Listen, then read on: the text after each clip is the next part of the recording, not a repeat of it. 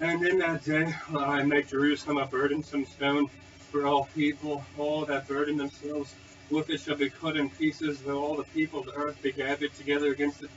In that day, saith the Lord, I will smite every horse with astonishment, and his rider with madness.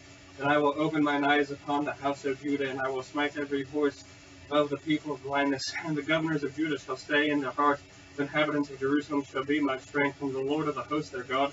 In that day will I make the governors of Judah like an hearth of fire among the wood, and like a torch of fire in a leaf sheath.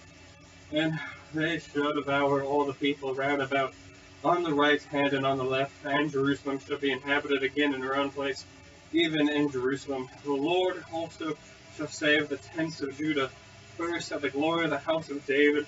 The glory of the inhabitants of Jerusalem do not magnify themselves against Judah.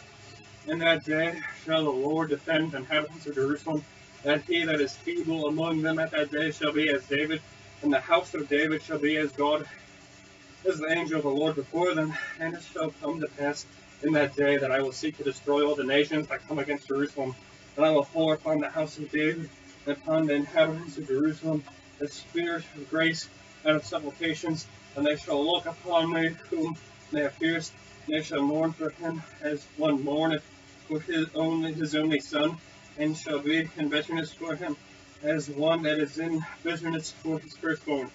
In that day shall there be a great mourning in Jerusalem, as the mourning of Hadad in the valley of Megiddon.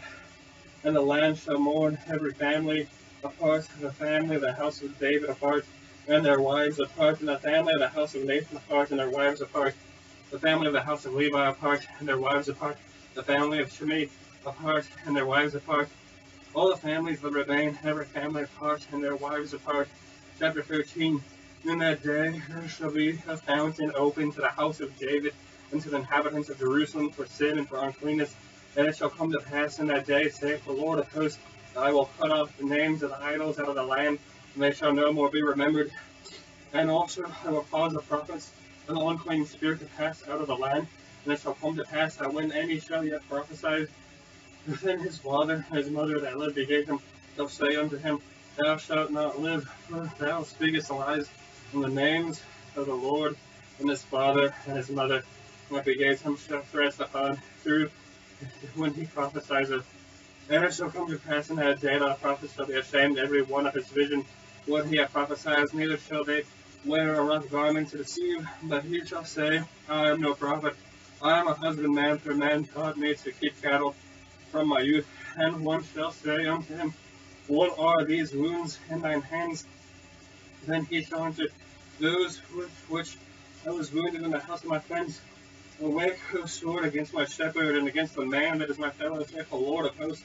Smite the shepherd, and the sheep shall be scattered, and I will turn mine hand upon the little ones. And it shall come to pass that in all the land, saith the Lord, 2 parts therein shall be cut off, and die, but a third shall be left therein. And I will bring the third part through the fire, and I will refine them as silver is refined, and I will try them as gold is tried. And they shall call on my name, and I will hear them. I will say, It is my people, and they shall say, The Lord is my God. Chapter 14. Behold, the day of the Lord cometh, and thy spoil shall be divided in the midst of thee. For I will gather all nations against Jerusalem to battle, and the city shall be taken, and the houses rifled, and the woman ravished, and half the city shall go forth into captivity, and residue of people shall not be cut off from the city.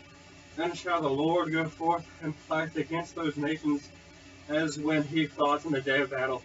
And his feet shall stand in that day upon the Mount of Olives, which is before Jerusalem,